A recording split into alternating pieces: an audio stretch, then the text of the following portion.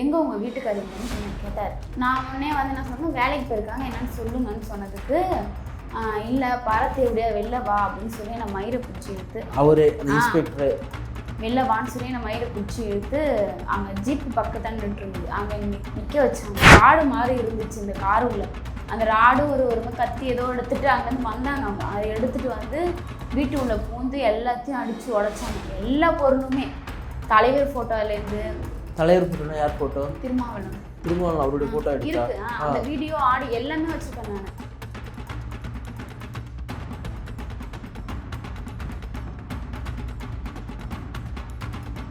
ஹேண்ட்பேக்கை எடுத்து என்னோட 5 பவுன் நகை இருந்துச்சு. கொஞ்சம் வெள்ளியும் வச்சுருந்தேன். என்னோட கொலுசு, பாப்பாவோட கொலுசு, இந்த மாதிரி அருணாக்குடி எல்லாம் வச்சுருந்தேன். பணம் வச்சுருந்தோம். அந்த பணத்தையும் எடுத்துட்டு பாப்பா பர்த் சர்டிஃபிகேட்டை படித்து பார்த்து கிழிச்சு போட்டாங்க. ஒரு ஜன்னல், நம்ம வீட்டில் ஜன்னல் இருக்குது, அந்த ஜன்னலையும் உடச்சிட்டு மேலே செல்ஃப்லாம் இருந்துச்சு, எல்லாத்தையும் உடச்சி போட்டாங்க. யார் வந்தாலும் சுற்றுவான், போயிடுவான். துப்பாக்கி தந்தார் அவர் கையில். சேர்ல உட்காந்ததுக்கு ஏன் நீ சேர்ல உட்கால கீழே இறங்கி உட்காரு. யாரு? அவர் அம்பேத்கர் சார் சொன்னார். பேர் அம்பேத்கர். கேஸ் போட்டாங்க கேட்டா அப்போ கூட என்கிட்ட சொல்லலாம். இது வரைக்கும் சொல்லலை. எத்தனை நாள் நீங்கள் ஜெயிலில்? 12 நாள். உங்கள் வீட்டாண்ட கொஞ்சம் பெரிய ஆட்கள் யாராவது ஒரு படித்தவங்க இல்லை வக்கீல் யாருமே இல்லையாங்க? ஏமா அந்த இவங்களை அதை அரெஸ்ட் பண்ணுறேன்னு இன்னும் காரணம்? இவங்கெல்லாம் வந்து தெருவில் வந்து சுற்றுவோம் போயிடுவோன்னு மிரட்டினா எப்படி சார் யார் சொல்லுங்க? எல்லாருமே மிரட்டுறாங்க. இப்போ இது வரைக்கும் நீங்கள் ஏன் ஜெயிலுக்கு போய் உங்களுக்கு தெரியாதா? இவ்வளோ மோசடித்தனமாக இருக்குது. குற்றம் சாட்டப்படுற கூட்டு போகிறோம் அப்படின்னா மேஜிஸ்ட்ரேட் முன்னாடி இந்தாமா அவங்க மேலே வச்சிருக்க அலிகேஷன் என்னம்மா சொல்கிறேன்னு கேட்பாங்க. அது கேட்கலையா? இல்லை, அவங்க கேட்கல. அதுதான் நான் என்னை வந்து அவங்கள்ட்ட பேச விடல. பேசினா நான் வந்து உண்மையை சொல்லிடுவேன்ட்டுனால என்னை விடலையா? என்னை இழுத்து அந்த லேடிஸ் போலீஸ் வெளில தான் தள்ளினாங்க. அப்போ கூட அவங்க காலில் கூட நான் விழுந்தேன். அம்பேத்கரே நேரடியாக வந்து உங்கள் வீட்டில் இருக்கிற எல்லா ஃபோட்டோ எடுத்து உடச்சி இந்த முடியை பிடிச்சி இழுத்து இதெல்லாம் அவரே பண்ணுறாரா? அவங்க தான் பண்ணது. பேர் சொல்கிறதுக்கு எனக்கு ஒரு மாதிரி இருக்குது. நீங்கள் பின்னாடி பார்த்தீங்கன்னா அம்பேத்கர் ஃபோட்டோ இருக்கும்.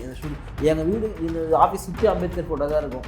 இப்போ அம்பேத்கர்ன்ற பேரை வந்து தப்பாக சொல்கிறதுக்கு ஏன் மனசாட்சி எனக்கு இருக்குது. எனக்கு அந்த இன்ஸ்பெக்டர்னு சொல்லிடுறாங்க. தலைவர் தொகுதியில் தலைவர் ஃபோட்டோவையும் தூக்கி போட்டு உடச்சிருக்காங்களான்னா அப்போ எவ்வளோ மனசு தில்லு இருந்தால் அப்போ என்ன யாரோட சப்போர்ட் அது?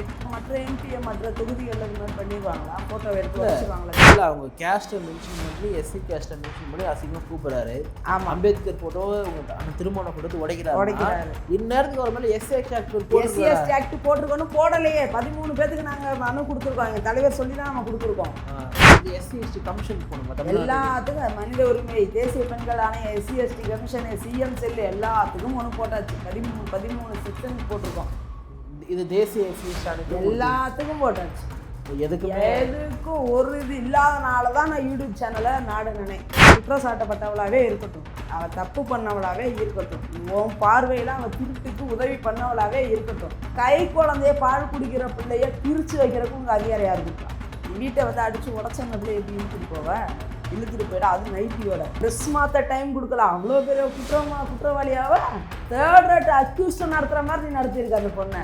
ஜெய்பீம் படத்தை விட ரொம்ப மோசமான ஒரு கதை, ரொம்ப கொடுமை. உள்ள ட்ரெஸ் எல்லாம் போட்டு அடிச்சாங்க. அதை அவங்கள்ட்ட சொன்னாலான்னு தெரியல எனக்கு. இல்லை, அவங்க 3 நாளாக ட்ரெஸ் எல்லாம் போட்டு அடிச்சிருக்காங்க. அவளை லேடி போவோம் புருஷனை எங்கன்னு கேட்டு அடிச்சிருக்காங்க. போட்டோ நீங்களாம் அம்பேத்கர் போட்டோ நீங்களாம் தகுதியான ஆளா? அவனை அதிகம் கையை வெட்டி இருக்கணும். நிம்மதி ப்ராப்பர்ட்டி மேனேஜ்மெண்ட் உங்கள் பழைய வீட்டை புதிய வீடாக மாற்றலாம் வாங்க. உலகெங்கும் பரவி வாழக்கூடிய தமிழர்களுக்கு பிரதாப்பின் அன்பு வணக்கம். ஜெய்பீம் படத்தை நம்ம எல்லாருமே பார்த்துருப்போம். குறிப்பாக அந்த படம் வெளியானது பிறகு பார்த்தீங்கன்னா இப்போ இருக்கக்கூடிய தமிழ்நாட்டு முதலமைச்சரே பார்த்து படத்தை ரொம்ப பயங்கரமாக இருக்குன்னு சொல்லிட்டு சர்டிஃபிகேட்லாம் கொடுத்தாரு. ஆனால் அவருடைய ஆட்சியில் குறிப்பாக அவருடைய துறையின் கீழ் இயங்கக்கூடிய காவல்துறை மிகப்பெரிய அட்ராசிட்டியை ஒரு குடும்பத்தின் மீது நிகழ்த்தியிருக்காங்க. அதில் பாதிக்கப்பட்டிருக்கக்கூடிய அந்த பெண்மணியை சந்தித்து நம்ம வந்து பேட்டி எடுக்க போகிறோம். அக்கா வணக்கம். உங்களுடைய வீடியோஸ் நாங்கள் பார்த்தோம். எங்களுக்கு பார்க்கும்போது ரொம்ப பதட்டமாக இருந்துச்சு. ஏன்னா நம்ம வேறு எங்கன்னா ஒரு மத்திய பிரதேஷ், பீகார் அது போன இடத்துல நடக்கலாம் கேள்விப்பட்டிருக்கேன். தமிழ்நாட்டில் நான் இருக்கும்போது இப்போ இந்த மாதிரிலாம் நடந்ததுலாம் கிடையாது நான் பார்த்த வரைக்கும். என்ன நடந்துச்சு, எதனால் இப்படி ஆரம்பமாச்சு கொஞ்சம் முழுசாக சொல்லுங்கள். போய் நம்ம பார்வையாளருக்கெல்லாம் புரிகிற மாதிரி. நான் சிதம்பரத்துலேருந்து வந்திருக்கேன். அம்மன் கோயில் ஏரியா எங்கள் ஏரியா. அங்கே வந்து பைபாஸ் முன்னாடி கம்பி போட்டுட்ருந்தாங்க. இந்த வீடு இந்த இதெல்லாம் கட்டுறது, ரோடு கட்டுறது, இந்த மாதிரி கம்பி போட்டுட்ருந்தாங்க. அப்போ வந்து நம்ம ஊரில் வந்து அம்மன் கோயில், கூத்தங்கோயில், இந்த மாதிரி நிறையா ஊர் இருக்குது. நம்ம கிராமம் தான். அங்கேருந்து ஒரு நிறைய பேர்லாம் வந்து இதில் கம்பி எடுக்கிறது போகிறது இப்படி இது பண்ணிகிட்டு இருந்தாங்க. இதில் வந்து இங்கே நம்ம ஊர்லேயும் இந்த மாதிரி கம்பி எடுத்துகிட்டு போயிட்டு இந்த மாதிரி இருந்துட்டு இருந்தனால ஒரு நாள் என்ன பண்ணாங்க, ஒரு 10 பேர் 20 பேர் ஒரு 15 பேர் இருப்பாங்க. போலீஸ் வந்து ரிமாண்ட் பண்ணி கூட்டிகிட்டு போச்சு. அதில் எங்கள் வீட்டுக்காரும் உண்டு. கூட்டிகிட்டு போனதில் அதில் ஜெயிலில் போட்டாங்க. அதுலேருந்து வந்து பிரச்சனைலாம் முடிஞ்சு வீட்டில் தான் இருந்தோம். எங்கள் வீட்டுக்காரர் ஒரு நாள் என்ன பண்ணால் வேலைக்கு போயிருந்தார். வேலைக்கு போயிருந்தோன்னே அம்பேத்கர் சார் வந்து இன்ஸ்பெக்டர் அவர். ஆமாம், அவர் வந்து நான் வீட்டில் தான் இருந்தேன். அப்போ வீட்டில் வந்து எங்கே உங்கள் வீட்டுக்காரர் எங்கன்னு என்ன கேட்டார். நான் உடனே வந்து என்ன சொன்னேன், வேலைக்கு போயிருக்காங்க என்னன்னு சொல்லுங்கன்னு சொன்னதுக்கு, இல்லை எங்கே சொல்லு அப்படின்னு கேட்டார். இல்லை வேலைக்கு தான் போயிருக்காங்க, என்ன விஷயம் சொல்லுங்க, நான் வந்தோடனே சொல்கிறேன் அப்படின்னு நான் சொன்னேன். இல்லை பரத்தை எப்படியா வெளில வா அப்படின்னு சொல்லி நான் மயிரை பிடிச்சி இழுத்து, அவரு இன்ஸ்பெக்டர் வெளில வான்னு சொல்லி நான் மயிரை பிடிச்சி இழுத்து அங்கே ஜீப்பு பக்கத்தான் நின்று இருந்தது, அங்கே நிற்க வச்சாங்க. உடனே வீட்டு உள்ள காரில் நிற்க வச்சுட்டு ஒரு ராடு மாதிரி இருந்துச்சு இந்த காரு உள்ள. அந்த ராடு ஒரு கத்தி ஏதோ எடுத்துட்டு அங்கேருந்து வந்தாங்க. அவங்க அதை எடுத்துட்டு வந்து வீட்டு உள்ள பூந்து எல்லாத்தையும் அடித்து உடைச்சாங்க. எல்லா பொருளுமே, தலைவர் ஃபோட்டோலேருந்து. தலைவர் ஃபோட்டோனா யார் ஃபோட்டோ? திருமாவளவன் அவருடைய ஃபோட்டோ எடுத்தா இருக்கு. அந்த வீடியோ ஆடியோ எல்லாமே வச்சிருக்கேன் நான். அவருடைய ஃபோட்டோ எடுத்து உடைக்கிறாங்களா? ஆமா, செவுத்துல மாட்டி இருந்துச்சு. அது நம்ம எங்க வீட்ல மாட்டி இருந்தது. அதை எடுத்து போட்டு அதை உடைச்சாங்க. யார் இவர்? அம்பேத்கர் இந்த இன்ஸ்பெக்டர். அதை உடைச்சிட்டு வீட்டுல உள்ள ஒரு பொருளை கூட உள்ள டிவி, ஃப்ரிட்ஜ், மெத்தையை கூட கிழிச்சு போட்டாங்க. புளி டப்பா எல்லாமே, ஒரு பொருள் கூட எல்லா பொருளையுமே அடிச்சு உடைச்சிட்டு என் ஹேண்ட்பேக்கை எடுத்து என்னோட 5 பவுன் நகை இருந்துச்சு அதையும் கொஞ்சம் வெள்ளியும் வச்சிருந்தேன். என்னோட கொலுசு, பாப்பாவோட கொலுசு, இந்த மாதிரி அருணாக்குடி இதெல்லாம் வச்சிருந்தேன். அதையும் பாப்பாவுக்கு அப்பதான் பிறந்த நாள் ஃபர்ஸ்ட் பர்த்டே வந்துச்சு. அப்போ வந்து 80,000 போல பணம் வச்சிருந்தோம். அந்த பணத்தையும் எடுத்துட்டு பாப்பா பர்த் சர்டிஃபிகேட்டை படிச்சு பார்த்து கிழிச்சு போட்டாங்க. அங்கேயே வீட்லயே கிழிச்சு போட்டாரு. கிழிச்சு போட்டுட்டு ஒரு ஜன்னல், நம்ம வீட்டில் ஜன்னல் இருக்கு, அந்த ஜன்னலையும் உடச்சிட்டு இந்த மாதிரி செல்ஃப்லாம் இருந்துச்சு எல்லாத்தையும் உடச்சி போட்டாங்க. உடச்சி போட்டு திருப்பி வெளில வந்து என்ன நேராக அங்கே தெருவுலாம் எல்லாத்தையும் ரொம்ப மிரட்டிட்டு, அவன் யார் வந்தாலும் சுட்டுருவான், போயிடுவான், வந்துருவான். துப்பாக்கி எடுத்து வந்தார் அவர் கையில். அதெல்லாம் நான் பார்க்கல. சரி, இப்போ உங்கள் வீட்டுக்கு வராரு, உங்கள் வீட்டுக்கார விசாரிக்கிறதுக்காக வராரு. என்னன்னா இந்த மாதிரி கம்பி எல்லாம் எடுக்கிறாங்கன்ற காரணத்துக்காகவா? இல்ல வேற ஏதோ பொருள் திருட்டு போகுதுன்னு சொல்லிட்டு இங்க வராங்க. இல்ல என்ன மாதிரி கம்பி அது எனக்கு தெரியாது. ஆனா ஏதோ ஒரு பொருள். ஆமா, ஏதோ ஒரு பொருள். ஆனா இந்த பொருள் காணா போனதுக்காக வரல, கம்பி போனது வேற ஏதோ பொருள் காணா போனது வராங்க. திருப்பி ஊருல இப்போ வரும்பொழுது ஏற்கனவே உங்க வீட்டுக்காரர் வந்து ரிமாண்ட் பண்ணி ஜெயில இருந்தாரா? ஆமா, அந்த கம்பி கேஸ்ல வந்து ரிமாண்ட் பண்ணி ஜெயில தான் இருந்தாங்க. ஜெயில இருந்து நம்ம ஊர்ல தான் இங்க இருந்துட்டு அது பெயில் கிடைச்சு அதுக்கப்புறம் தான் வந்துட்டோம். அதெல்லாம் பிரச்சனைலாம் ஒன்றும் கிடையாது. நான் அவர் வந்து பெயிண்ட் வேலைக்கு தான் போவார். டெய்லி பெயிண்ட் வேலைக்கு போவார், எல்லா வேலைக்கும் போவார், கொத்தனார் வேலைக்கு எல்லா வேலைக்குமே போவார். டெய்லி வேலைக்கு தான், அன்னைக்கும் வேலைக்கு தான் போயிட்டு இருந்தார். உடனே என்ன பண்ணாங்க, தெருவில் வந்து சுற்றுவேன் அப்படின்ட்டு எல்லாரையும் மிரட்ட ஆரம்பிச்சிட்டாங்க தெருவுல. ஆமா, அவங்க எல்லாம் பயந்து போயிட்டாங்க. முக்கால்வாசி என்னன்னா எல்லாமே பயந்தாங்க. அவங்க இப்போ அங்கே நிற்கிறவங்க எல்லாரும் பயந்துட்டு என்ன எதுவுமே சொல்லாத, பாப்பாவை குழந்தை இப்போ ரொம்ப குழந்தை தான், அவள் பால் குடிச்சிட்டு தான் இருந்தா. பால் குடிக்க ஒரு நிமிஷம் கொடுங்க, பால் கொடுத்துட்டு தரான்னு எது தரல. என்னை இட்டுட்டு போய் பெஸ்ட்டு எங்கே நான் போயிடுவேன்னுட்டு, என்ன இது குழந்தைய காட்டி நீ விட்டுட்டு போகலான்னு பார்க்குறியா அப்படின்னு என்ன சொன்னார் அவர். உடனே நான் சரின்ட்டு கம்முனே நின்றுட்டு இருந்தேன். அப்புறம் ஜீப்பில் என்னை கூட்டிகிட்டு போனாங்க. உங்களை? ஆமாம், கூட்டிட்டு போய் ஸ்டேஷன்ல வச்சிருந்தாங்க. சரி, உங்களை கூட்டு போறப்போ யாராவது லேடி போலீஸ் இருந்தாங்க? இல்ல யாரும் வரல. ஸ்டேஷனுக்கு கூட்டு போறப்போ லேடி போலீஸ் இருந்தாங்களா? எத்தனை மணிக்கு ஸ்டேஷன்ல வந்தீங்க நீங்க? இங்க இருந்து கரெக்டா 4 மணிக்கு என்ன வீட்ல இருந்து கூட்டிட்டு போனது 4 மணிக்கு. ஆனா என்ன போய் ஜெயில விட்டது கரெக்டா விடிய காலைல 3 மணிக்கு தான் விட்டாங்க. அது வரையுமே நான் ஸ்டேஷன்ல இருந்தேன். ஜெயில ஏன் விட்டாங்க உங்களை கூட்டு போயிட்டு? என்ன வந்து ரிமாண்ட் பண்ணிட்டாங்க. உங்க மேல கேஸ்? ஆமா, என்ன கேஸ் போட்டுருக்கான்னு தெரியாது. ஓகே, உங்க மேல கேஸ் போட்டிருக்காங்க. அப்போ இது வரைக்கும் என்ன கேஸ் போட்டிருக்காங்கன்னு தெரியாது. எஃப்ஐஆர் காப்பி இருக்கா உங்ககிட்ட? உங்க மேல கேஸ் போட்டதுக்கான என்னென்ன கேஸ் போட்டிருக்காங்க? அப்புறமா என்ன தெரிய வந்துச்சு? அது வந்து நாங்க வச்ச வக்கீல் கொடுக்க மாட்டாங்க எங்கள்கிட்ட. அவங்க பக்கமா சாதகமா இருந்துட்டு நாங்க வச்ச வக்கீல் தர மாட்டாங்க. இப்போ இது வரைக்கும் உங்க மேல கேஸ் போட்ட எஃப்ஐஆரை நீங்க பார்க்கல? பார்க்கல. இது வரைக்கும் பார்க்கலையா? அந்த எஃப்ஐஆர் நம்பர் கூட உங்களுக்கு தெரியாதா? தெரியாது. நீங்கள் சொல்லுங்கள், போகும்போது நானே உங்களுக்கு எடுத்துட்டு போகிறேன். இது எவ்வளோ பெரிய அயோக்கியத்தனம் இது! எப்படி ஒரு அரெஸ்ட் பண்ணுறாங்க, ஒரு உமனை அரெஸ்ட் பண்ணி எப்படி வந்து எஃப்ஐஆர் காப்பி கொடுக்காம இருப்பாங்க? நான் கேட்டேன், அப்போ கூட என்கிட்ட சொல்லலை அவங்க. இது வரைக்கும் சொல்லலை. எத்தனை நாள் நீங்கள் இருந்தீங்க ஜெயிலில்? 12 நாள். ஏன் கேஸ் போட்டுருன்னு உங்களுக்கு தெரியாதா? இது என்ன, இது இவ்வளோ பெரிய அயோக்கியத்தனமாக இருக்குது. அவங்கள கேட்டது கூட பதில் சொல்லியே. இப்போது நீங்கள் போகிறீங்க, உங்கள் வீட்டாண்ட கொஞ்சம் பெரிய ஆட்கள் யாராவது ஒரு படித்தவங்க இல்லை வக்கீல் யாருமே இல்லையாங்க? ஏமா அந்த இவங்களை அதை அரெஸ்ட் பண்ணுறேன்னு என்ன காரணம்? தான் வந்து தெருவில் வந்து சுற்றுவோம் போயிடுவோன்னு மிரட்டினா எப்படி சார்? யார் சார் வந்து கேட்பா? எல்லாருமே மிரட்டுறாங்க. இப்போ இது வரைக்கும் நீங்கள் ஏன் ஜெயிலுக்கு போனீங்கன்னு உங்களுக்கு தெரியாதா? தெரியாது. ஏன்னா இவ்வளோ மோசடித்தனமாக இருக்குது. இப்போ உங்களை வந்து கூப்பிட்டு போனாங்க, மேஜிஸ்ட்ரேட் முன்னாடி நிற்க வச்சுருப்பாங்க. அப்போ என்ன கேட்டாங்க உங்ககிட்ட மேஜிஸ்ட்ரேட்டு? என்னை எதுவுமே கேட்கல. வந்து என்னை பார்த்தாங்க, என்னை பேசக்கூட விடல அவங்க. நான் வந்து அவ்வளோ நேரமும் இல்லை, நான் வந்து ஒரு வழக்கறிஞர், நான் வக்கீல். நான் ஒரு ஒரு ஒரு ஒரு குற்றம் சாட்டப்படுற கூப்பிட்டு போகிறோம் அப்படின்னா மேஜிஸ்ட்ரேட் முன்னாடி இந்தாம்மா அவன் மேலே வச்சிருக்கிற அலிகேஷன் என்னம்மா சொல்கிறேன்னு கேட்பாங்க. அது கேட்கலையா? இல்லை, அவங்க கேட்கல. அதுதான் நான் என்னை வந்து அவங்கள்ட்ட பேச விடல. பேசுனா நான் வந்து உண்மையை சொல்லிடுவேன்ட்டுனால என்னை விடலையா? என்னை இழுத்து இழுத்து அந்த லேடிஸ் போலீஸ் வெளில தான் தள்ளினாங்க. அப்போ கூட அவங்க காலில் கூட நான் விழுந்தேன். நான் ஒரே ஒரு வார்த்தை மட்டும் நான் பேசிக்கிறேன், கேட்டுக்கிறேன். நான் ஒரு வார்த்தை தான் விடல. அதுக்கு மேலே ஒரு போ அப்படின்னு என்ன சொன்னாங்க. நான் போய் அவங்கள்ட்ட கேட்டேன், என் மேலே என்ன கேஸ் போட்டிருக்காங்க எனக்கு தெரியல, நான் என்ன தப்பு பண்ணேன்னு நீங்கள் சொல்லுங்க அப்படின்னு நான் கேட்டேன். அவங்க உடனே அவங்கள்ட்ட பேசினாங்க. எனக்கு என்கிட்ட அப்பா என்னை நிற்க வைக்கலாங்க. எட்ட போங்க நான் போ அப்படின்னு சொன்னாங்க. நான் உடனே போய் நின்றேன். உடனே வந்து நீ எதாக இருந்தாலும் அவங்கள்ட்ட தான் கேட்டுக்கணும் அப்படின்னு நான் சொன்னாங்க. உங்களை வந்து மேஜிஸ்ட்ரேட் முன்னாடி கூட்டு போய் நிற்க வைக்கிறாங்க. அவங்ககிட்ட நீங்கள் சொன்னீங்களா, அம்மா என் மேலே வந்து பொய்யா கூப்பிட்டு வந்தாங்க நீங்கள் சொல்லலையா? எதுவுமே நீங்கள் சொல்லலையா? நான் கேட்டேன். அப்போ தான் போயிட்டு நான் என்ன பண்ணேன்னு சொல்லுங்கம்மா சொல்லுங்க அப்படின்னு நான் கேட்டதுக்கு தான் அந்த ஜட்ஜ் அம்மா கிட்ட கேட்குறீங்க. அவங்க கேட்டதுக்கு தான் உடனே என்ன பண்ணாங்க, இவங்கள்ட்ட கேட்டாங்க என்ன பண்ணுச்சு இந்த புள்ள என்ன பண்ணுச்சுன்னு கேட்டாங்க. அப்புறம் என்ன நிக்க விடலாங்க. உடனே எட்ட போன்னு சொல்லி என்ன எட்ட போயிட்டு போய் விட்டாங்க. நான் உடனே கொஞ்ச நேரம் எட்ட போய் நின்று. என்ன படிச்சிருக்கீங்க நீங்க? 10th முடிச்சிருக்கேன். 10th முடிச்சிருக்கீங்க. நான் போய் எட்ட போய் கொஞ்ச நேரம் போய் நின்றேன். நான் அதுக்கப்புறம் வந்து அவங்க ஏதோ பேசிட்டு உடனே வந்து குழந்தைய கொடுக்க மாட்டேன், நீ மட்டும்தான் போகணும். அப்போ அவங்க காலில் நான் விழுந்தேன், குழந்தைய மட்டும் கொஞ்சம் கொடுத்துருங்க, என் மேலதான் கேஸ் போடுறீங்க, என்ன கேஸ் கூட எனக்கு தெரியல. அந்த அம்பேத்கர் இன்ஸ்பெக்டர் வந்து உங்க முடிய பிடிச்சி இழுத்தாரு சொன்னீங்களே, ஏதாவது அடிச்சாரா, ஏதாவது தப்பா தரமா இழுத்துட்டு வந்து வந்தாரா அவரு? இல்ல ஸ்டேஷன்ல இருக்கிறப்ப வந்து அவங்கள்ட்ட நான் நிறைய பேசி பார்த்தேன். என்னை விட்டுருங்க, எனக்கு எங்க அம்மாவுக்கு ரொம்ப கஷ்டப்படுறாங்க, எனக்கு யாரும் கிடையாது, அந்த அளவுக்கு நான் எங்கேயும் போக மாட்டேன், வீட்டில் தான் இருப்பேன் நான். அதனால் வந்து எனக்கு அந்த அளவுக்குலாம் எதுவும் தெரியாது, என்னை விட்டுருங்க, என்ன என் மேலே என்ன சார் கேஸ் போட போகிறீங்க சொல்லுங்கள் அப்படின்னு கூட கேட்டேன். அப்போ கூட அவர் எதுவுமே பேசலை. உங்கள் வீட்டுக்காரருக்கு ஃபோன் பண்ண, உங்கள் வீட்டுக்காரருக்கு ஃபோன் பண்ண தான் சொன்னாங்க. ஃபோன் பண்ணதுக்கு நாட்டு சுவிட்ச் அப் இப்படி தான் வச்சு வெயிட்டிங்கில் போச்சு, இந்த மாதிரி தான் இருந்துச்சு. இவர் எங்கே இருந்தார், உங்கள் வீட்டுக்காரர் எங்கே இருந்தார்? அப்போ அவங்க வந்து கோயம்புத்தூரில் வேலைக்கு போயிட்டு இருந்தாங்க. அப்போ வந்து இது வந்து சுவிட்ச் அப் நாட்டு சுவிட்ச் தான் வந்துட்டு இருந்துச்சு. உடனே நான் என்ன பண்ணது, ஃபோன் எடுக்கல அப்படின்னு நான் சொன்னதுக்கு உடனே போய் உட்காருன்னு சொன்னாங்க. சேர்ல உட்காந்ததுக்கு, ஏன் நீ சேர்ல உட்கால, கீழே இறங்கி உட்காரு. யாரு? அவர் அம்பேத்கர் சார் தான் சொன்னார். பேர் அம்பேத்கர்? இல்லை, எனக்குமே அந்த அம்பேத்கர் வந்து நான் ஃபேஸ்புக்கில் பார்க்குறேன். அந்த அம்பேத்கரை இன்ஸ்பெக்டரை தன்னை வந்து பெரிய ஒரு முற்போக்காளர் எப்படி சொல்கிறதுனா, நான் ரொம்ப நல்லவன், எனக்கு வந்து எல்லாரும் சமம் அப்படின்ற மாதிரி காமிச்சிப்பார் அவர். நான் இத்தனை நாள் அப்படி தான் பார்த்துக்கிறார் அவர். எனக்கு தெரிஞ்சு அவருமே சட்டம் படித்தவர் தான் அவர்.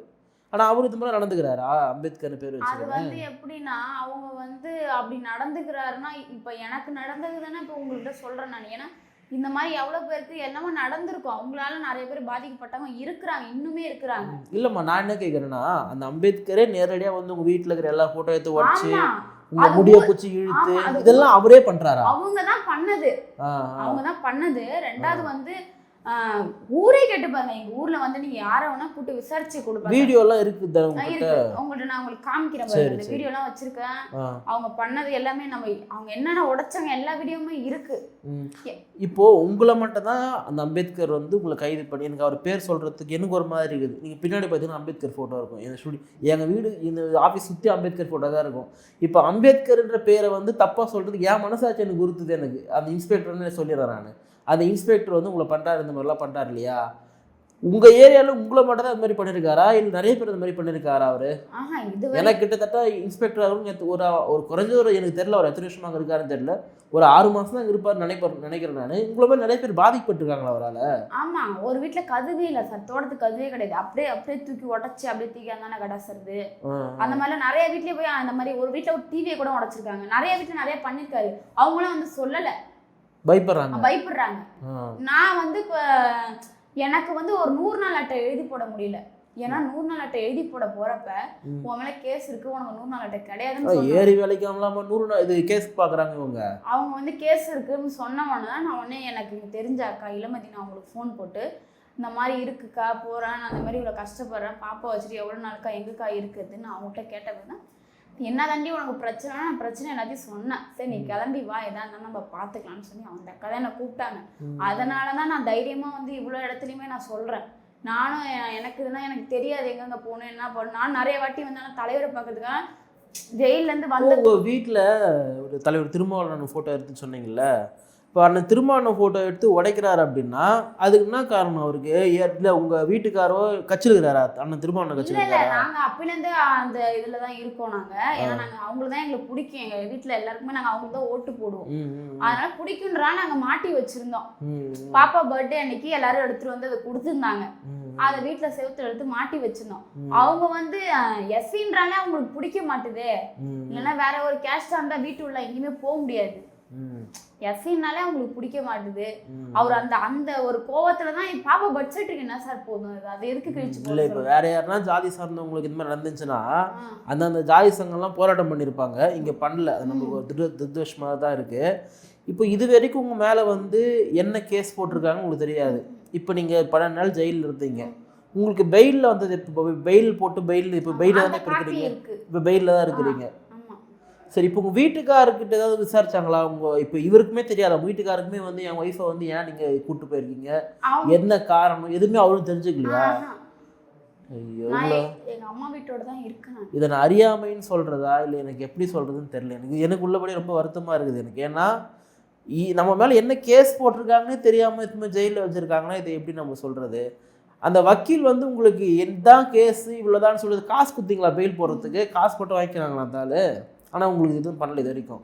இப்போ அடுத்த கட்டமாக நீங்கள் இப்போ ஒரு மேலே பண்ணார் இல்லையா, ஏதாவது அவர் மேலே நீங்கள் புகார் வைக்கிறதோ அந்த மாதிரி என்ன நடத்திருக்கீங்களா? அதாவது 11 இடத்துக்கு மனு கொடுத்துருக்கோம். நாங்கள் நிறைய இடத்துக்கு கொடுத்துருக்கோம், நிறைய பேர்கிட்ட சொல்லி தான் இருக்கோம், இவ்வளோ வீடியோ எல்லாமே போட்டுட்டு தான் இருக்கோம். ஆனால் இது வரையுமே எந்த நடவடிக்கையும் எடுக்கும். இப்போ நீங்கள் எனக்கு தெரிஞ்ச சிதம்பரம் தொகுதி அந்த திருமணம் தொகுதி தான், அவர்கிட்ட இந்த விஷயத்தை கொண்டு போனீங்களா? இன்னும் அவங்களுக்கு தெரியும், ஆனா இந்த விஷயம் உங்களை நேர்ல இன்னும் பார்க்கல. ஆனா நாங்க போய் பார்க்கிறதுக்கு நிறைய ட்ரை பண்ணோம், ஆனா இன்னும் பார்க்கல நாங்க. சரி, இப்போ அக்கா தேனி இளமதி அவங்க கிட்ட பேசிடலாமா, என்ன நடந்துச்சுன்றது விளைவா? நான் கீதா அவங்க கிட்ட பேசும்பொழுது எனக்கு உள்ளபடியே ஒரு பக்கம் அவங்க அறியாமல் இருக்காங்களா இல்லை அவங்களுக்கு யாரும் ஆதரவு இல்லையான்னு எனக்கு அவங்க மேலே ரொம்ப கவலையாக இருக்குது பேசும்பொழுது. நீங்கள் தான் அவங்களுக்கு உதவி பண்ணி சொல்லியிருக்கீங்க. ரெண்டாவது அவங்க வீட்டில் இருந்த தன்னை திருமண ஃபோட்டோவில் எடுத்து உடைச்சிருக்காங்க. நீங்கள் தலைவருக்கு ரொம்ப நெருக்கமாக தான் இருப்பீங்க. தலைவர்கிட்ட இந்த விஷயத்தை கொண்டு போனீங்களா? என்ன சொல்கிறாரு? அதாவது இந்த பாப்பா வந்து என்னை தொடர்பு கொண்ட நாள்லேருந்தே தலைவர் சென்னையில் இல்லை, அதுதான் பெரிய இது. ஆஸ்திரேலியாலாம் போயிருந்தாரு, ஆஸ்திரேலியா போயிட்டாரு, டெல்லியில் குளிர்கால கூட்டத்தொடர் அப்படி இப்படின்னு சுற்றிக்கிட்டே இருக்கார். இப்போ இந்த 2 நாள் வந்தார்.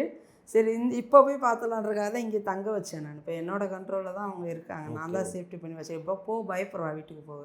இந்த மாதிரி யூடியூப்லலாம் வந்ததுக்கப்புறமா இன்னும் என்னை வந்து டார்ச்சர் பண்ணுவாங்கக்கா அப்படின்னு பயப்படுறதுனால நான் வந்து சேஃபாக வச்சுருக்கேன். என்னென்னா இப்போ இந்த 2 நாளில் தலைவரை பார்த்துடலான்னா ஒரு நாள் தூத்துக்குடி போனார், அப்புறம் இந்த கிருஷ்ணகிரி அந்த மாதிரி போயிட்டார், இப்போ இன்றைக்கி மறுபடியும் டெல்லி போயிட்டார். அதனால் நேரடியாக பார்த்து சொல்ல முடியலை, பட் தெரியும், சொல்லிட்டோம், தகவல் சொல்லியாச்சு, தெரியும் அவருக்கு, தெரியாமலாம் இல்லை. எப்படி அதை சொல்கிறது அப்படின்னா இந்த இந்த இந்த பொண்ணை வந்து அவங்க எப்படி சித்தரிக்கிறாங்கன்னா அது திருட்டு கேஸு, திருட்டு கேஸு போட்டிருக்கோம். அந்த பொண்ணு வந்து அதாவது அவங்க கணவருக்கு திருட்டுக்கு இந்த பொண்ணு உதவி பண்ணுச்சு. அப்படி பார்க்க போனால் 5000 கோடி இப்போ மோசடி பண்ண ஆருத்ரா கம்பெனிக்காரன் பொண்டாட்டியை பூரா தான் அந்த காசு சொத்தை தின்னு அழிச்சிருக்காங்க. ஆர்கே சுரேஷ் வெளிநாட்டுக்கே ஓடி போனாப்புல. இப்போ ஆர்கே சுரேஷை பிடிக்க முடியல, பொண்டாட்டிக்கு உள்ளே வச்சாங்க. எனக்கு இவங்க பேசும்பொழுதே இவங்களை பயந்து பேசுறாங்க, ஒண்ணுமே தெரியல. இவங்க மேல போயிட்டு திருட்டு கேஸ் போடுறான். என்ன கேஸ் எனக்கு தெரியல, நான் சும்மா சொல்லக்கூடாது, இது வரைக்கும் எனக்கு என்ன கேஸ் போடுறது கூட தெரியல. ஏன்னா அவங்க வீட்டுக்கார தப்பு பண்ணி தான் நீ அவரை கூப்பிட்டு அரெஸ்ட் பண்ணு, என்ன வேணா பண்ணிக்க, நீ அங்கே ஜெயிலில் வச்சு சட்ட ரீதியாக நீ பேசணும். அதை விட்டு நீ வீட்டில் வந்து உடைக்கிற அப்படின்னா இப்போ தலைவர் தொகுதி இல்லை சிதம்பரம், அதுதான். அதாவது தலைவர் தொகுதியில் தலைவர் ஃபோட்டோவையும் தூக்கி போட்டு உடச்சிருக்காங்களான்னா அப்போ எவ்வளோ மனசு தில்லு இருந்தால் அப்போ என்ன, யாரோட சப்போர்ட் அது? நம்ம என்ன பண்ணாலும் யார் எதுவும் பண்ண முடியாது அப்படிங்கிற சனாதன சங்கிகளின் கைக்கூலின்னு தான் நம்ம சொல்ல முடியும். வேற நம்ம சொல்கிற ஈஸியாக வந்து யாராலையுமே அவ்வளோ ஒரு எம்பி மற்ற எம்பியை மற்ற தொகுதிகளில் இது மாதிரி பண்ணிடுவாங்களா? ஃபோட்டோ எடுத்து வச்சுருவாங்களா தைரியமாக? சாதியை மென்ஷன் பண்ணி அசிங்கமான இடத்துல வாடி வெளியன்னு கூப்பிட்றாங்க. நான் என்ன கேட்குறேன் இப்போ தம்பி, என்னன்னா இதே போல் ஒரு சம்பவம், ஒரு திருட்டு வழக்கோ ஏதோ ஒரு பெரிய கொலைகாரம், பெரிய வழக்கு, பெரிய ரவுடி வீடாக கூட இருக்கட்டும், அவங்க வீட்டுக்குள்ளே போய் நீ நுழைஞ்சு வீட்டுக்குள்ளே அடித்து உடச்சிருவியா? பண்ண மாட்டாங்களே, வேற சாதியில். அப்போ உனக்கு இன்னும் உன் மனசை வந்து சாதியை புத்தி பொறையடி போய் இருக்க போய் தான் நீ உள்ளே போயிருக்க. அம்பேத்கர் ஃபோட்டோவையும் தலைவர் ஃபோட்டோவையும் நீ அடித்து உடச்சில அந்த பேரை நீ வச்சுக்கிட்டு நீ உனக்கு மனசு உறுத்தலையா, மனசாட்சி உறுத்தலையா? இதுக்கே நான் ஒன்று என்ன பண்ணியிருக்கோம் நாங்கள். ஆனாலும் நீங்கள் தலைவர் என்ன தெரியுமா சொல்லியிருக்காரு, கொஞ்சம் பொறுமையாக இருங்க. எலெக்ஷன் வர நேரத்தில் எப்படி வேணால் நம்மளை வந்து இது பண்ணுவாங்க, நம்மளை வந்து உணர்ச்சி வசப்பட வைப்பாங்க. இல்லை அவங்க கேஸ்ட்டை மென்ஷன் பண்ணி எஸ்சி கேஸ்ட்டை மென்ஷன் பண்ணி அசிங்கமாக கூப்பிட்றாரு. ஆமாம், அம்பேத்கர் ஃபோட்டோ உங்கள் அண்ணன் திருமண ஃபோட்டோ உடைக்கிறாரு. இந்நேரத்துக்கு ஒரு மேலே எஸ்சி எஸ்சி ஆக்ட் போட்டிருக்கோன்னு போடலையே. 13 பேருக்கு நாங்கள் மனு கொடுத்துருக்கோம். எங்கள் தலைவர் சொல்லி தான் நம்ம கொடுத்துருக்கோம். அவ்வளோ பேருக்கு நாங்கள் மனு கொடுத்துருக்கோம். வீடியோ ஆதாரம்லாம் காமிச்சுமே எதுவுமே பண்ணலையா? எதுவுமே இன்னும் அதாவதுங்க யாருமே அதுக்கான எந்த விதமான ஆக்ஷனை ஏன் எடுக்க மாட்டுறாங்க, கூப்பிட்டு விசாரிச்சாங்களாங்கிற கூட எங்களுக்கு தெரியாது. எங்களுக்கு அக்னாலஜ்மெண்ட் கார்டு வந்திருக்கு, அவ்வளோதான். நாங்கள் கொண்டு போய் மனு கொடுத்தோம். நான் தான் ஏற்பாடு பண்ணி மனு கொடுத்தேன். அதுக்கான அக்னாலஜ்மெண்ட் கார்டு வந்திருக்குது. நீங்கள் ஏன் இது எஸ்சி எஸ்டி கமிஷன் போனீங்களா? எல்லாத்துக்கும் மனித உரிமை, தேசிய பெண்கள் ஆணையம், SC ST commission, CM cell எல்லாத்துக்கும் மனு போட்டாச்சு. 13 செக்ஷனுக்கு போட்டிருக்கோம். இது தேசிய எஸ்சி எஸ்டி ஆணையத்துக்கு எல்லாத்துக்கும் போட்டாச்சு. எதுக்கும் ஒரு இது இல்லாதனால தான் நான் யூடியூப் சேனலை நாடு நினை. இல்லை இப்போது வேறு எதனா ஒரு லெட்டர் பேடு கட்சியில் இருக்கிறவங்க ஏதோ ஒரு ஈவன் யாருமே பாதிக்கப்படக்கூடாதுன்னு தான் நம்ம இருப்போம். ஒரு விசிகா லெவலில் ஒரு கரண்ட் எம்பிக்கு தெரிஞ்ச ஒரு தொகுதி, ஒரு பட்டியல் மக்கள் தெரிஞ்ச தொகுதியில் அவரோட தொகுதி, அதான் அவருடைய தொகுதி. ரெண்டாவது பட்டியல் மக்கள் வந்து நேரடியாக பாதிக்கப்படுறாங்கன்னா இவ்வளோ விஷயம் பண்ணி இந்த அதிகாரம் அவரை வந்து எல்லாருமே இப்போது எல்லாருமே என்ன எல்லாரும் கிடையாது, ஒரு சிலர் வந்து தலைவர்கிட்ட என்ன சொல்லிடுறாங்க, தலைவர்கிட்ட இல்லை பொதுவாகவே சமூக வலைத்தளங்களில் கூட அவருக்கு சார்பாக அவர் நல்லவர், வல்லவர், வல்லரசை போல அப்படி சொல்லி பெரிய பிம்பத்தை கட்டி வச்சிருக்காங்கல்ல. இப்போ அந்த பிம்பத்தை அவ்வளோ சீக்கிரம்லாம் உடைக்க முடியாது. அதை உடைக்கணும்னா கொஞ்சம் கொஞ்சமாக தான் நம்ம வந்து உளியை வச்சு அடிச்சு தான் உடைக்க முடியும். ஒரே அடியாலாம் அது உடஞ்சோன்னே விழுகிற கண்ணாடி மாலையை கட்டி வைக்கலாம். அந்த ஆள் நல்லா ஸ்ட்ராங்காக போட்டு கட்டி வச்சிருக்காப்புல. எல்லாரும் இப்போது விழுப்புரத்தில் 2014, 15 அந்த டைமில் விழுப்புரத்தில் வந்து ஃபுட்சலில் வந்து அவர் வந்து பொறுப்பாளராக இதில் ஜாபில் இருக்கிறப்போ அங்கே டியூட்டி பார்த்துட்டு இருக்கிறப்ப லஞ்சம் வாங்கின கேஸு நக்கீரன் பத்திரிக்கை வந்துச்சு. 5 லட்ச ரூபா லஞ்சம் வாங்கினதான். நேர்மையானவர் இவர் வந்து நேர்மை தவறாத, கடமை தவறாத சிங்கம் சூர்யா மாதிரி ஒரு இன்ஸ்பெக்டர் இவர். ஆனால் இவர் லஞ்சம் வாங்கி பேப்பரில் நக்கீரன் புத்தகத்தில் வந்துச்சு. நக்கீரன் மாத இதெல்லாம் வந்து வார இதெல்லாம் மாத இதெல்லாம் வந்துச்சு. ஆனால் இவன் என்ன பண்ணுவார், நான் அதை வந்து அவ்வளோதான் நாட்கள் ஆச்சுன்னா அது மறைஞ்சிடும். அது மறந்துடுவாங்க, மக்கள் மறந்துடுவாங்க. ஸோ நம்ம இப்போ இருக்க பிம்பத்தை தான் நினைப்பாங்கன்னு அவர் நினச்சிட்டு இருக்காரு. குழி தோண்டி எடுத்து நீ பண்ண எல்லா அட்டூழியத்தையும் எங்களால் வெளியில் விட முடியும். இந்த பொண்ணு நான் வந்து இனி என்ன வேணால் பண்ணிடுவேன், எனக்கு அதெல்லாம் தேவையே கிடையாது. கை குழந்தைய பிரித்து இந்த பொண்ணை சரி அவள் குற்றச்சாட்டப்பட்டவளாகவே இருக்கட்டும், அவள் தப்பு பண்ணவளாகவே இருக்கட்டும், நீ உன் பார்வையில் அவள் திருட்டுக்கு உதவி பண்ணவளாகவே இருக்கட்டும், கை குழந்தைய பால் குடிக்கிற பிள்ளைய பிரித்து வைக்கிறதுக்கு உங்கள் அதிகாரம் யார் கொடுத்தா? அந்த அதிகாரத்தை நீ எப்படி கையில் எடுத்த? எனக்கு அதுக்கு பதில் வேணும். நீ இது மாதிரி நான் ஈஸியாக விட்டேன் அப்படின்னா இன்னும் இது வந்து நீ எடுத்துக்காட்டாக நீ இருப்ப. உன்ன மாதிரி இன்னும் எத்தனை இப்போ காவல்துறையில் உள்ளவங்க காவலர்கள் வந்து இதெல்லாம் பண்ணுவாங்க, அதிகாரிகள் வந்து பண்ணுவாங்க. இதை வந்து நம்ம அவங்களுக்கு பாடம் கற்பிச்சா மட்டும்தான் இது வந்து ஐயோ என்னடா இந்த மாதிரியெல்லாம் இருக்குதா. முதல்ல ஒரு பெண்ணை வந்து அரெஸ்ட் பண்ணி போகிறப்போ ஒரு பெண் காவலர்கள் கூட இருக்கணுங்கிற பேசிக் நாலேஜே இல்லாத இவரெல்லாம் எப்படி சட்டம் படித்தார்? இவர் எப்படி காவல் ஆய்வாளர்? சொல்லுங்கள். நீ வீட்டை வந்து அடித்து உடச்சி அந்த பிள்ளை எப்படி இழுத்துட்டு போயிட, அது நைட்டியோட ட்ரெஸ் மாற்ற டைம் கொடுக்கலாம். அவ்வளோ பெரிய குற்றவாளியாவா? தேர்ட் ரேட் அக்யூஸ்டை நடத்துகிற மாதிரி நீ நடத்தியிருக்க அந்த பொண்ணை. அவ்வளோ பெரிய குற்றவாளியாவா? இல்லை இப்போது ஒரு காவல்துறை அதிகாரிகளுடைய நேரடி தலைவர் வந்து இன்றைக்கு தமிழ்நாட்டு முதலமைச்சர் துறைக்கீழ தான் இருக்கு. அஜித்துடைய மரணம் பார்த்தும் திருந்த மாட்டுறாங்க. தூத்துக்குடியில் நடந்த அந்த அப்பா மகனுடைய அந்த ஒரு மரணம் பார்த்தும் திருந்த மாட்டுறாங்கன்னா, பொதுவாகவே வந்து போலீஸ் வந்து எந்த சீஃப் மினிஸ்டராக இருந்தாலுமே பயிடு மாட்டுறாங்க. நீங்கள் பார்க்குறீங்களா? இல்லை இந்த ஆட்சியில் அதிகமாக இருக்குது நீங்கள் பார்க்குறீங்களா? ஏன்னா நீங்கள் நிறைய நான் அப்படியெல்லாம் அரசியல் இருந்தாலுமே நான் வந்து நான் வந்து சமூகத்துக்காக போராட வந்த போராளி தான். நான் அரசியல்வாதி கிடையாது. எப்போவுமே நான் சொல்லுவேன், இந்த சமூகத்தை ஒரு அடிமைப்பட்டு கிடந்த சமூகத்தை தலை நிமித்தின ஒரு காரணம் தான் எங்கள் தலைவரை நான் இப்போ வர கொள்கை பிடிப்போட கூட இருக்கிறது. வேற யாரும் அது எங்கள் தலைவரை விட்டால் எங்களுக்கு யாரும் நாதி இல்லை. அவர் தான் வந்து எங்களை வந்து வழி நடத்தக்கூடிய ஒரு வலிமையான ஒரு கொள்கை பற்றாளர் அப்படிங்கிற காரணத்தினால தான் அவர் கூட இருக்கும். அரசியலுக்காக நான் தலைவர் பின்னாடி வரல, நான் கொள்கைக்காக வந்தவன், சமூக மாற்றத்துக்காக கட்சிக்கு வந்தவன். எனக்கு இந்த திமுகவை பேசினோன்னே அந்த மாதிரியெல்லாம் நான் இது பண்ண மாட்டேன். உண்மையானா நான் உண்மையை தான் நம்ம சொல்லுவோம். இப்போது காவல்துறை வந்து ஏடிஎம்கேவாக இருக்கட்டும் டிஎம்கேவாக இருக்கட்டும் எந்த ஆட்சி நடந்தாலும் அவங்க அப்படி தான் இருக்காங்க. ஆனால் டிஎம்கேல வந்து காவல்துறையோட கொட்டம் ரொம்ப அதிகமாக இருக்கும். இவரோட பயப்பட மாட்டேன். இவருக்கு மட்டும் கிடையாது, தளபதி ஸ்டாலின் அவர் தான் முதல்வர் ஆகிறதுனால கிடையாது, கலைஞர் இருக்கிறப்பவுமே அப்படிதான். அட்ராசிட்டி வந்து இந்த காவல்துறையோட அட்ராசிட்டி பயங்கரமாக இருக்கும், எப்பவுமே அப்படிதான் இருக்கும். இதை வந்து ஏன் கண்டுக்க மாட்றாங்க அப்படின்னு நம்ம கேட்டனாலும் அதுக்கு கரெக்டான பதில் இருக்காது. இப்போ அவங்க மேலே ஒரு கம்ப்ளைண்ட்டு அங்கே சிஎம் செல் வர கொடுத்து தான் இருக்கும், ஆனால் அதுக்கான எந்த ரெஸ்பான்ஸ் இல்லையே. சரி, நீங்கள் பொலிட்டிக்கலாக இதுக்கு நீங்கள் பதில் சொல்லுங்கள். நம்ம பட்டியல் சமூக மக்கள் தொடர்ந்து இந்த திமுகவுடைய ஆட்சியில் தொடர்ந்து பாதிக்கப்படுறாங்க, பாதிக்கப்பட்ட மக்களையே குற்றவாளி சொல்லிடுறாங்க. அப்புறம் இதே பட்டியல் சமூக மக்கள்லாம் சேர்ந்து தான் திருப்பி இந்த ஆட்சி நம்ம ஓட்டு போட்டிருக்கோம், திருப்பி நம்ம இது ஓட்டு போடணும்னா நம்ம தலைமையில் நம்மளே பண்ணு வாரி போடுகிறோமே, இது எப்படி நியாயம்? இல்லை, நான் அதாவது பட்டியலின சமூகத்துக்கு வந்து திமுக ஆட்சியில் தான் அப்படி இந்த பார்வையில் தான் நான் எப்போவுமே வேறுபடுறேன். பட்டியலின சமூகத்துக்கான அந்த தாக்குதலாக இருக்கட்டும் இல்லை அந்த அட்ராசிட்டியாக இருக்கட்டும், அது வந்து எந்த ஆட்சி வந்தாலும் நடக்கும்.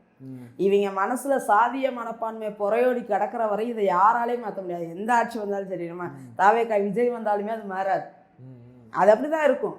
இது வந்து இவங்க டிசைன். இதுக்கு நம்ம ஆட்சியாளர்களெல்லாம் குறை சொல்ல முடியாது. இது இந்த சமூகத்தால் உருவாக்கப்பட்ட ஒரு கேடுகட்ட ஒரு, அதுக்கு பேர் என்ன, பாவப்பட்ட ஒரு கலாச்சாரத்தை உருவாக்கி வச்சுட்டு போயிட்டாங்க. அதை மாற்ற முடியாது. இதை மாற்றணும் அப்படின்னா ஒன்று அம்பேத்கர் இன்னொரு 10 வருஷம் உயிரோடு இருந்திருக்கணும், ஒன்று மாறும். இல்லைன்னா எங்கள் தலைவர் வந்து ஒன்று சிஎம் ஆகணும், இல்லை பிரதமர் ஆகணும். ஏன்னா இவங்களை தவிர அதை எதுக்காக சொல்கிறேன்னா, நான் இந்த தலைவராக எங்கள் தலைவர் எங்கள் கட்சிங்கிறனால நான் சொல்கிறேங்கிற அந்த பார்வை யாருக்கும் வந்துட வேணாம். நான் சொல்ல இது நோக்கம் என்னென்னா, இப்போ சட்டம் எழுதுனாங்கல்ல, சட்டத்தை எழுதுனது அம்பேத்கர் இல்லாமல் அண்ணல் புரட்சியாளரை தவிர வேற யாராவது சட்டத்தை எழுதியிருந்தால் கண்டிப்பாக பட்டியலின சமூகத்துக்கும் பெண்களுக்கும் அந்த சம உரிமை வந்து கிடச்சிருக்காது. எப்பயுமே அந்த ஆல்ரெடி அப்போ என்ன நடைமுறையில் இருந்துச்சோ அதை கொஞ்சம் மாற்றி எழுதியிருப்பாங்களே தவிர முழுமையான பட்டியலின சமூகத்துக்கான வாக்குரிமையாக இருக்கட்டும், எதுவாக இருக்கட்டும், இப்போ கல்வி உரிமையாக இருக்கட்டும், எதையுமே வந்து முழுமையான அளவு நமக்கு கிடச்சிருக்க வாய்ப்பு கிடையாது. இது புரட்சியாளர் இருந்ததுனால தான் கிடச்சது. புரட்சியாளர் இல்லைன்னா நம்ம இன்னும் அந்த மாதிரி. அதே போல தான் அரசியல் மாற்றம் ஒன்று இருக்குல்ல, கடைசி மனிதனுக்கும் ஜனநாயகம் அப்படின்னு சொல்லி தலைவர் சொல்லியிருக்காரு. அப்போது இந்த ஜனநாயக உரிமையை வென்றெடுக்கணும் அப்படின்னா, இந்த ஜனநாயக உரிமையை வந்து மக்களுக்கு கொடுக்கணும் அப்படின்னா, நீ நானும் சமந்தா, சாதி ஒழிப்பு தான். இதில் சாதிங்கிற பேர் எந்த இடத்துலையும் வரக்கூடாது, சாதியை சொல்லி ஒருத்தனை அடக்குமுறை பண்ணக்கூடாது அப்படின்னா இந்த அரசாங்கம், இந்த அதிகாரம், அந்த கையெழுத்து போடும் அதிகாரம் வந்து பட்டியலின சமூக தலைவரால் மட்டும்தான். அதாவது அந்த வழியை உணர்ந்து அதை அனுபவித்து புரட்சியாளரை முழுக்க உணர்ந்து கொள்கையை உள்வாங்கின ஒரு தலைவரால் மட்டும்தான் அந்த ஒரு இதை கொடுக்க முடியும். அப்படி அந்த ஒரு தகுதி வந்து எங்கள் தலைவருக்கு மட்டும் இருக்குதா தான் நான் நினைக்கிறேன். இப்போது இந்த இஷ்யூ சம்மந்தமாக இப்போ நிறைய பேர்கிட்ட பேட்டி கொடுக்குறீங்க. அதன் பிறகு இப்போ அந்த அம்பேத்கருடைய இன்ஸ்பெக்டருடைய அழுத்தம் ஏதாவது உங்களுக்கு வந்திருக்கா, இல்லை காவல்துறையிலேருந்து இதெல்லாம் வந்திருக்கா? காவல்துறையிலேருந்து எனக்கு யாரும் டைரெக்டாக பண்ண மாட்டாங்க. பட்டு எங்கள் கட்சிக்காரவங்களை விட்டு ஃபோன் பண்ண விட்றாங்க. ஃபோன் பண்ணி ஏன் இப்படி பண்ணுறீங்க, அவரை பற்றி உங்களுக்கு தெரியாது, நான் ஏன் அவரை பற்றி தெரிஞ்சுக்கணும், ஏன் சாதிக்காரி பாதிக்கப்பட்டு கிடக்குறா, அது பொண்ணு, சாதியை விடு, அது ஒரு பொண்ணு, குழந்தை, அவளே ஒரு குழந்தை தான். எனக்கு அவள் கல்யாணம் முடிச்சிட்டான்னு சொன்னப்பே ஆச்சரியமாக இருந்துச்சு, என்ன கல்யாணம் முடிச்சிட்டேங்கிற அப்படின்னு. அதுவே ஒரு குழந்தை, அதை அவன் பாதிக்கப்பட்டிருக்கா, நான் அவனுக்கு போய் நிற்காம நான் அவனுக்கு தெரிஞ்சு நானே என் வீட்டுக்கு செய்முறை கேட்க போகிறேன். நான் போய் அம்பேத்கரை போய் நல்லவர் வல்லவருன்னு நான் போய் தெரிஞ்சு என்ன பண்ண போகிறேன், எனக்கு ஏண்டதெல்லாம் சொல்லாதீங்க, எனக்கு தேவையில்லை அப்படின்ட்டேன். இல்லை, சிதம்பரத்தில் இருக்க யாருமே அவரை குறை சொல்லலை, அதுக்கு நான் என்ன பண்ணேன், எனக்கு ஏன் அந்த பொண்ணு சிதம்பரத்துக்கார பொண்ணு தான், என்கிட்ட வந்து சொல்லியிருக்கு, வேற யார் சொல்லணும்? ஒரு பானை சோத்துக்கு ஒரு சோறு தான் பதம். அப்படியே வருது, ஃபோன் கால்ஸ் வருது, இதில் இப்போ கமெண்ட்ஸில் போடுறாங்க, யூடியூப் இதில் போயிட்டு அந்த சேனல்ஸ் இப்போ நீங்கள் போட்டிங்கன்னா கூட உங்களுக்கு நிறைய கமெண்ட்ஸ் வரும். போடுவாங்க, என்ன அதில் பேசுவாங்க, எல்லாமே பண்ணுறாங்க தான். பட் என்ன பண்ணாலும் நான் என்னோட சமுதாய மக்களுக்காக விக்டிம் யார், என்னோடய சமுதாயத்தில் விக்டிம் யாரோ, பாதிக்கப்பட்டவங்க யாரோ அவங்க பக்கம் ஸ்ட்ராங்காக நான் நிற்பேன். அதுலேயும் இந்த பொண்ணு கதையெல்லாம் ஜெய்பீம் படத்தை விட ரொம்ப மோசமான ஒரு கதை, ரொம்ப கொடுமை. உள்ள ட்ரெஸ் எல்லாம் மட்டும் அடிச்சாங்க. அதை அவங்கள்ட்ட சொன்னாலான்னு தெரியல எனக்கு. இல்லை அவங்க சொல்ல 3 நாளாக ட்ரெஸ் எல்லாம் மட்டும் அடிச்சிருக்காங்க அவளை. லேடி போலீஸா? லேடி போவோம் புருஷனை எங்கன்னு கேட்டு அடிச்சிருக்காங்க. இவ உள்ள இருக்கிறப்பவே ஒரு 2 நாள் 3 நாள்ல வந்து இவ மேல இன்னொரு கேஸ், இவ ஜெயிலுக்குள்ள இருக்கா, ஆனா இன்னொரு கேஸ் இவ மேல தூக்கி போட்டுருக்காங்க. இல்ல அவ்வளவு பெரிய தீவிரவாதியா? இன்னும் அதுதான் நான் கேட்கிறேன். தேர்ட் ரைட் அக்யூஸ் நடத்துற மாதிரி அவளை நடத்த வேண்டிய காரணம் என்ன? உனக்கு என்ன அவ மேல அவ்வளவு வன்மம்? குழந்தையோட பர்த் சர்டிஃபிகேட்டை கிழிச்சு போற அளவுக்கு உனக்கு என்ன வன்மம்? ஏன் வேற பர்த் சர்டிஃபிகேட் எங்களால் வாங்க முடியாதா?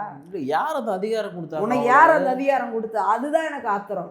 இவங்க இப்போ எல்லாருமே என்ன சொல்றாங்க, அவர் நல்லவர், திருடனுக்கு நீங்க திருட்டு கும்பலுக்கு போய் நீங்க வந்து போறீங்களே, உங்க நல்ல பேரை கெடுத்துக்காதீங்க. திருடனாவே இருக்கட்டும், என்ன சொல்றேன், உடைக்கிறதுக்கோ அதை கிழிக்கிறதுக்கோ உனக்கு யார் அதிகாரம் கொடுத்தது? கவர்மெண்ட் ப்ராப்பர்ட்டி, கவர்மெண்ட்ல இருந்து பொதுமக்களுக்கு போற ப்ராப்பர்ட்டி. இதை இந்த அம்மன் கோயில் தெருவில் தான் எடுக்க மாட்டாங்க, தேனியில என் ஊர்லயும் எடுப்பாங்க.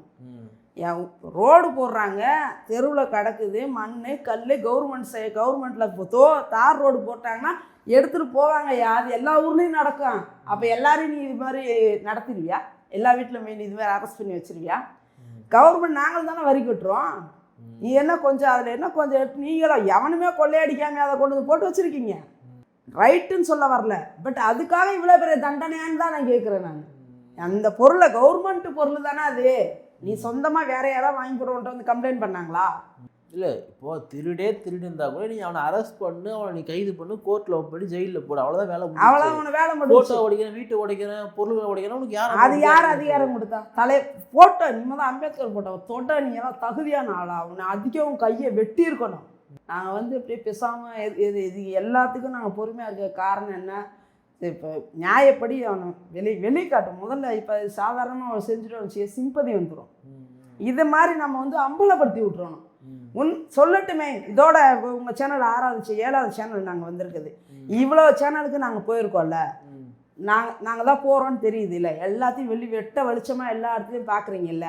நீங்கள் வந்து நேரம் வந்து அந்த பொண்ணு பண்ணது தப்புக்காக தான் நான் வந்து ஜெயிலில் போட்டேன், என்ன இது மாதிரி வதந்தி பார்க்குறாங்கன்னு காட்ட சொல்லு. ஆமாம், நீ காட்டணும்ல, நேர்மையான ஆளாக இருக்கு, காட்டுங்க நியாயமாக. நீ தான் அப்படியே நீ பதிவு மட்டும் வந்து நான் வந்து அமைதியாக இருக்கேன், நான் வந்து அடங்கி போகிறேன்னு நினச்சிடாதீங்க. நான் வந்து அமைதியாக இருக்கனால ரியாக்ட் பண்ணுறாரு. இது வேற. ஒவ்வொன்றுக்கும் ஒரு நாள் வீடியோ வர்றப்பையும் இவர் வந்து பதிவு போடுறது, நான் வந்து அமைதியாக இருக்கேன்னு நினச்சிடாதீங்க. ஒரு காரணத்துக்காக தான் அமைதியாக இருக்கேன். என்ன காரணம்? அதிகாரம் நம்ம கையில் இருக்கிற ஒன்றும் பண்ண மாட்டாங்கன்ற ஒரு இதுதான் அவங்களுக்கு. வேற என்ன? அப்போ அதிகாரத்தை நீ கையில் வச்சுக்கிட்டு நீ என்ன வேணா பண்ணுவேன், நாங்கள் பார்த்துக்கிட்டு பேசாமல் இருப்போமா? இதில் நீங்கள் சரியான முறையில் சட்ட ரீதியில் கொண்டு போங்க. குறிப்பாக SC/ST கமிஷனுக்கு, நேஷனல் கமிஷனுக்கு இதை வந்து கொண்டு எல்லாமே கொடுத்தாச்சு. இல்லை, அதை நீங்கள் கொண்டு போகிறது மட்டும் இல்லாமல் இப்போ ஃபோர்ஸ் பண்ணி அழுத்தம் கொடுங்க. அப்போ கண்டிப்பாக இந்த இன்ஸ்பெக்டர் மேலே கண்டிப்பாக ஆக்ஷன் எடுத்தே வாங்கன்னா, இந்த ஒரு காலத்தில் கூட இவ்வளோ மோசமாக நடந்துக்கிறது ரொம்ப அயோக்கியத்தனம். பொறுத்திருந்து பார்ப்போம் என்ன நடக்குதுன்றது. ரொம்ப நன்றி.